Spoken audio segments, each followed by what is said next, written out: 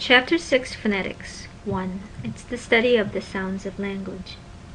There are three branches of phonetics at least. One is acoustic phonetics, which focuses on the physical properties of sounds.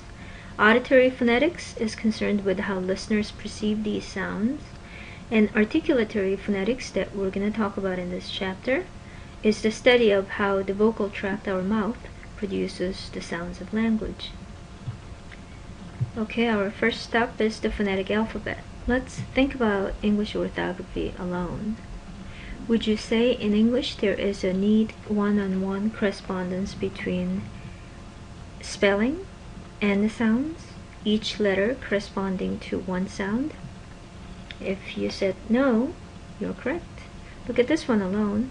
He, believes, Caesar, see, people, sees, silly, amoeba, key, machine. What did I just circle?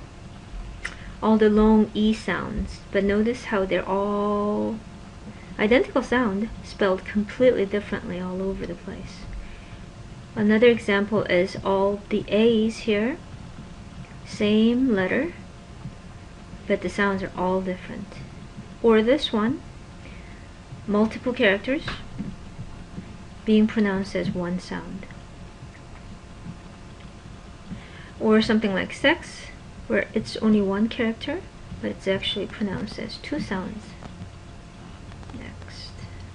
Or worse yet, silent sounds like demonic, autumn, resign, ghost, core, death, gnaw. It's absolutely crazy. So somebody like George Bernard Shaw, who wrote Pygmalion, which became the basis of the musical and a musical movie called My Fair Lady. I don't know if you've seen it. It's actually a lot of fun. And you know, how often do you actually see a movie where a linguist is the main character? But anyway, he makes fun of this a lot in the movie, and he even came up with this one, Ghoti, and he says this can be pronounced as if it's fish, because GH, enough, GH can be an F, women, E, TI as in nation, that can be a sh sound, right? So he was making fun of that. Another impetus in this direction came from the International Phonetic Association that met in 1888, and they came up with a system that can transcribe all the speech sounds of all the world languages. And this came at the heel of all the missionaries going to remote areas and running into natives and having to communicate with them, and they needed to make dictionaries and all kinds of resources so that other people who follow the missionaries to go into those areas can communicate with these people. So the needs for the International Phonetic Alphabet grew from different directions. So this one, okay, you're very lucky because we're going to only look at the English pronunciation. These are the international phonetic symbols that capture the English consonants and English vowels. So there's a one-on-one correspondence. If you see this symbol, it's a long E beat. A, long E, bait, boot, like that. We're gonna go over these things one by one. So thanks to the International Phonetic Alphabet, all the OU sounds that are all different, there's a one symbol for each of these. Okay. So let's get into the articulatory phonetics. Let's look at the consonants. What are consonants? Consonants are produced with some kind of restriction or closure in the vocal tract that impedes the flow of air from the lungs. But before we get to that, we need to look at, these are different places of articulation where the sounds are made along our vocal tract. But let's look at the vocal tract here. It starts from here, the air in the lungs, and the air gets pushed up here through glottis, which there's a vocal cord here. Vocal cords are these little thin membrane things that vibrate, but there's an opening that's glottis, and above it is pharynx, and then you go up, and this is the oral cavity, people call it the mouth, and there's an opening, and the hanging thing here called the uvula. I know some people get it cut so that they won't snore anymore. Okay, and then if you run your tongue along from here to the way back, if you can, I don't know if you can reach your uvula, and right in front of it is the soft palate area. Doesn't it feel soft? And then you glide it further to the front, then you get to this hard palate area, bony, the ceiling of your mouth, and then run it further along right behind your upper teeth. It's called the alveolar ridge, right behind your upper teeth. Okay, and then your tongue, your teeth are involved also in making some sounds, and lips, and your tongue is down here. So with these different muscles you create different restrictions, and that's how consonants are pronounced. And then this soft palate area, if this goes to the back and kind of blocks this airflow going into the nasal cavity, we produce oral sounds. But if the air gets released here as well as down here, we produce nasal sounds. So let's look at different sounds in different places. Bilabial, labial meaning lips, two lips together, you come up with p, b, m. These are very easy sounds to make. So if you look at a lot of different languages, the words for mother and father, baby words, tend to have these sounds. Labiodental, lips and teeth. So if you stick your tongue between your upper teeth and your lower teeth, you come up with f, v. Or, no, it's not true. Labiodental. So your upper teeth bite down on your lower lip, f, v, right? Interdental, I was describing interdental. Interdental sounds are made when you stick your tongue between your upper teeth and lower teeth. The. This is as in thought. This is as in thy or father, like that. Alveola. These are sounds that are made when you stick the tip of your tongue touches the back of your upper teeth, alveolar ridge area. So t, try this. It's right here, right? So your tongue goes up here. So t, d, n, s, z, l, r. R doesn't really touch it, but it's near there. Palatal sounds are up here. So sh, sh as in shoes, j as in measure, ch as in church, j as in judge. They're all made around there.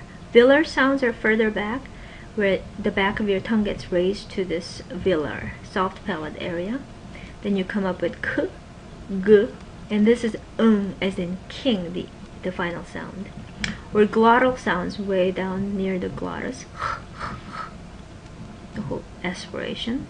And this is called the glottal stop. This is the sound that people make when they go Okay. And then combined with the place of articulation, we need the manner of articulation, and these two make different sounds. So one manner is voiced versus voiceless. When we talked about the vocal tract and the glottis, okay, let's go to the previous slide. Over here, if this the vocal cords vibrate, you make voiced sounds. If they don't vibrate, you make voiceless sounds. So what I want you to do is I want you to hold up your two fingers, your index and the third finger, and put it on your neck near where the vocal cords are, and then pronounce fine, vine, slowly. When you say fine, when you say f, nothing happens.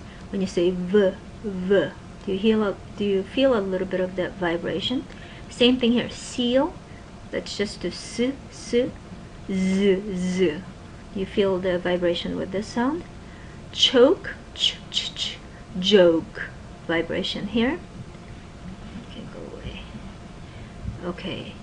Peat, beat, boo.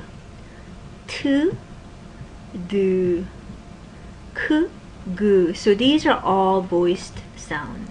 D, beat, v, v.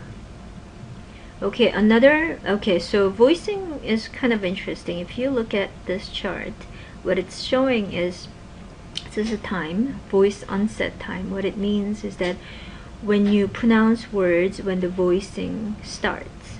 So this means vibration.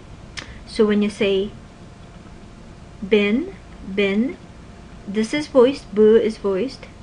Go away, I don't know why this happens. This is voiced because it's a vowel. N is also voiced. So the voicing starts from the very beginning. Your lips are together and you go bin, bin, bin. The whole thing is voiced. Bin. Are you touching your throat? You should be. But when you say spin, the voicing, this is voiceless, this is voiceless. These two are voiced. So the chords open and there's no vibration. Sp, in. You feel it? Sp, in. Okay. Pin, there's no vibration initially, but then the vibration starts kind of late because P is a syllable initial P sound, which has this added aspiration, and it's a little diacritic, a small symbol right next to P, which indicates extra puff of air. One test you can do is hold up a really thin, like a tissue paper, right in front of your mouth and say P, P, P. Then you'll see the tissue paper moving. And in the movie My Fair Lady, Audrey Hepburn talks into this machine. No, this scene is, I think there's a flame, and she's saying every time she makes the sound, the flame goes up. So contrast that with spin. When you say, hold up the tissue paper and say spin, nothing happens. But when you say pin, something happens. So this is an interesting experiment you can do.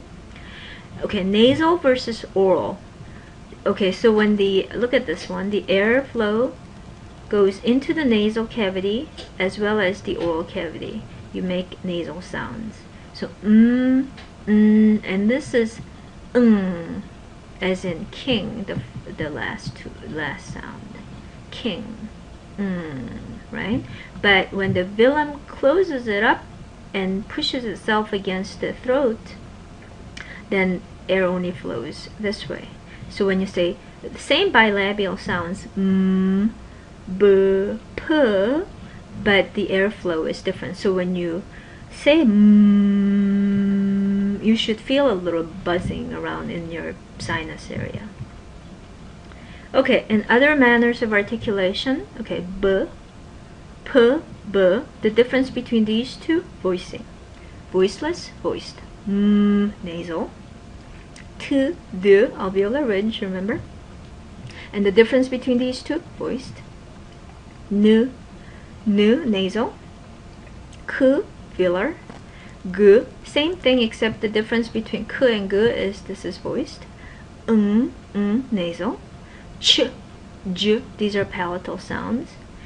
And glottal stop. Stop means the airflow gets restricted. There's a stoppage of airflow and then it gets released. Fricatives are when you make a really narrow, you make your oral cavity really narrow and air flows through it, but it creates this friction. Those are fricatives. So f, v. So the difference between f, v is, remember these are labiodental sounds because your teeth, upper teeth, bite down on your lower lip. But the difference between f and v is that v is voiced. Okay, this is in thought. It's voiceless. The as in father, or the voiced. That's the difference. Go away. Okay, s, z, alveolar ridge, and fricative. S, z, z. Do you feel a little buzz? So this is voiced, but a very narrow cavity, right? S, z, sh, sh, as in shoes. And this sound, why do I have it here? You don't need to worry about it in English. Okay, let's Okay, this sound you don't need to worry about in English either, so let's lose them. I don't want to worry you. Is aspiration. Is aspiration. Okay. Oh, if you want to know. Okay, so if you want to get to those sounds, okay, I'll tell you what they are. These are velar fricatives, and this is the kind of sound that you make when you say bak. You don't have to worry about it, and the voiced version of this is that. And then H is sound. Once again, the fricative. Affricates are basically a stop. There's a stoppage of airflow plus a fricative. So you start with a stop sound as in t, and then you move on to ch. So it's ch. So you start from at the alveolar ridge and move on to palatal. D, j, so j, j, as in judge. Okay. Liquids. Liquid sounds are definitely consonants, but there's not enough closure to create any friction or constriction. So l, r, and they're kind of around the alveolar ridge area, right? L, l, l, r, r, r. The only difference is that R is more of a retroflex, so your tongue kind of curls up backwards. And you do know that this creates a serious problem because these are very similar to a lot of speakers of English as a second language, like Japanese speakers and Korean speakers have a lot of trouble making a distinction between L and R. Glides are, this is the sound that appears in the beginning of the word year. You. That sound. It has nothing to do with Ju. And this is as in saw. That's the glide, saw. And then this, when you make sounds like what, most people say what, some people say what, so upside down W.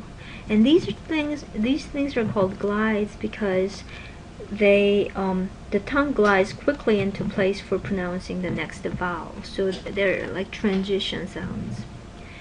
Okay, and flap sounds, the only thing you need to worry about in English is this sound, and this is made when you say words like writer quickly. Nobody says writer, you say writer. It's almost like D, like the tip of your tongue touches the alveolar ridge behind your upper teeth, and then you release it right away, writer. So that's why writer and writer actually sound the same in English, writer. Okay. So this is the whole chart, and there are two dimensions. One is the points of articulation, where the sounds are made, and the manner of articulation this way. So bilabial voiceless stop is p, bilabial voiced stop is b. And interdental, between your teeth, voiceless fricative is th, as in thank you. And if it's voiced, as in the, then it's this one. So I want you to memorize this chart. And then this is the same thing, except it shows example words so that you can really understand what's going on. This one, glottal stop, is used in not words but more like speech sounds, like kind of a thing. Okay, let's go to the next page. That's it.